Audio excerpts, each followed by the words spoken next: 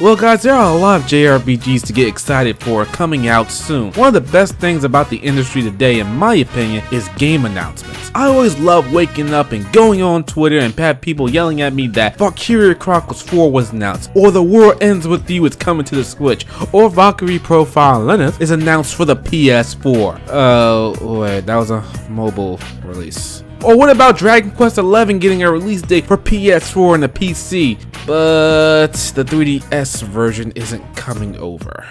Freaking Square Enix. Anyway, I love seeing those positive headlines. We always have a good idea of the games to come, but it's always best to hear about a new game or a remaster or a port coming out of left field. So here we are, people. 5 JRPG announcements I want to happen right now.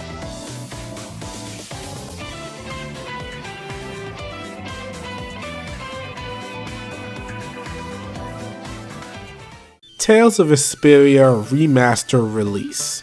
I seem to be the only one that has any hopes of this actually happening. Tales of Vesperia is a JRPG that was released about 10 years ago and visually still holds up to this day with its beautiful cel-shaded look. The JRPG landscape was very different 10 years ago. Not as many people was open to the genre and really hated any JRPG that released with a style that was heavily influenced by anime. Seriously, I've been around the block for a long time, I know this. Vesperia needs a remaster for the sole reason of not getting its definitive PS3 version released outside of Japan. It's clear that the Xbox 360 version the rest of the world played was left with the, well, there's a lack of a better word for this, the beta test version of the game. Hell, that's probably just the alpha. I mean, the list of improvements is damn near endless.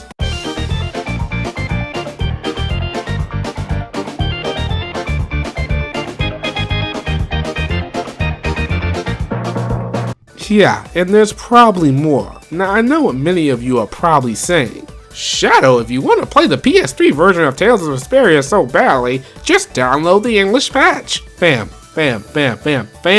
Shh, calm down. Don't you think I already know about this? I'm the JRPG god. Of course I know there's an English patch that took forever to release and I could download it now and play it on my PS3. But no, that would involve too much work. I would have to dust off my old PS3, find my old bum-ass PS3 controller, find the USB cord for the PS3 controller, then figure out the hard way that in order to use the patch, I need my PS3 to be on an old firmware, so then I would have to find a way to roll back my PS3 to this firmware, going on YouTube, looking up various videos, and nah, I'm not about that life. I'm good. I'm not doing all that. I'm just gonna wait and hope that Bandai Namco wises up and stops ignoring this awesome game and put it on the PS4, the PC, the Switch, and hell, even the Xbox One. You know, throw Xbox One a JRPG here and there. Final Fantasy VII Remake release date or release window. Final Fantasy VII Remake blessed us with its RKO out of nowhere appearance back in 2015, and since then the world has been waiting to see if Square Enix is gonna make Tifa go from a D cup down to an A cup again. But seriously, I love Final Fantasy VII and was waiting for this announcement for the better half of my life. And I can't wait to get back into the turn-based combat I loved. Wait a minute, it's an action RPG now. Well, I can look forward to the full story right out the gate that the original game had back on release day in '97. Oh wait, it's gonna be a episodic chapter volume periodic release. So chapter 1 episode 1 of volume 1. Oh man, this game is not gonna go over well in my eyes, is it? Well, it's Final Fantasy VII. Final Fantasy VII is the best Final Fantasy in the series. So Final Fantasy IX is the best Final Fantasy, you moron. Final Fantasy IX, please get that crap out of here. Final Fantasy VII is the best. Have you ever played Final Fantasy IX? I have tried on many occasions to play Final Fantasy IX, and nah fam, it's not that great. It's not my cup of tea. You need to give Final Fantasy IX another chance. It really is the best. How many damn chances do I have to give Final Fantasy IX? It's not my kind of game. Final Fantasy 15 is the best Final Fantasy. What the fuck? Whose man is this? Get this piece of trash out of here. What the fuck? A Disgaea 6 announcement. It looks like Disgaea is making a comeback in 2018. Disgaea 5 may have released all the way back in 2015, but in 2017 it got ported to the Switch and sold 200,000 copies. For a Disgaea game, that's good. Really good.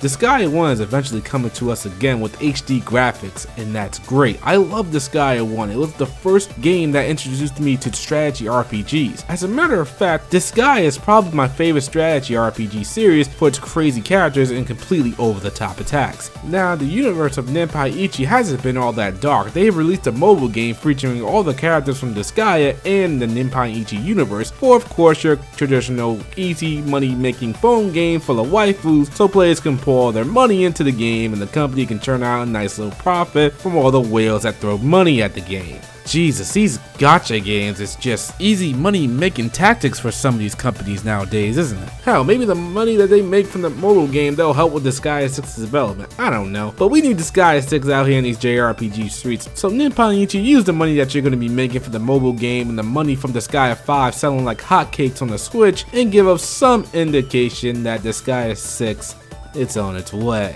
Xenosaga HD announcement. Xenosaga HD collection. I'm really hoping for this to happen, people. The Xenosaga games are some of the PS2's mini gems and everyone seems to want this remaster to happen. So yeah, Xenosaga has an iconic character in Cosmos and she's been appearing in games ever since, like Namco Cross Capcom, the Project Cross Zone games, and the recent Xenoblade Chronicles 2, in which she appears as a rare blade, but she's locked behind a mobile gacha simulator and you have to pray to the RNG gods that you can get her. I mean, seriously, my reaction to getting Cosmos and Xenoblade Chronicles 2 kind of speaks for itself.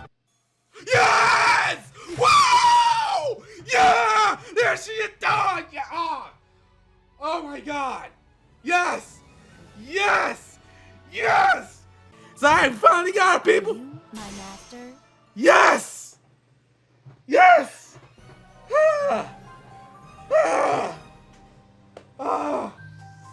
I played all the Xenosaga games, the first one being the best in the series, the second game dropping the ball, and the third one redeeming the series as a whole. These games just need to be played again. They're long as hell, and if you can believe it or not, the Xenosaga series was supposed to be a total of 6 games. So, geez, to be honest, I think I would have been out by the 4th game and would have wanted the series to end, but 3 games I think at the end of the day was the best fate for the series. Probably, even though there was a ton of things they could do with other, stories and overarching plots, but you know what? Xenosaga HD collection, let's get that happening today.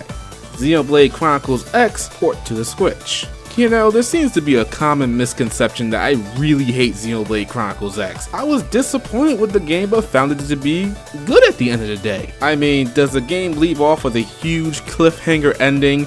Yes. Are the main characters and villains not fleshed out at all? Yes. Do characters need to be a certain level to progress the story, which limits your progress? Yes. Do you need linen armor to progress the story 90% of the time?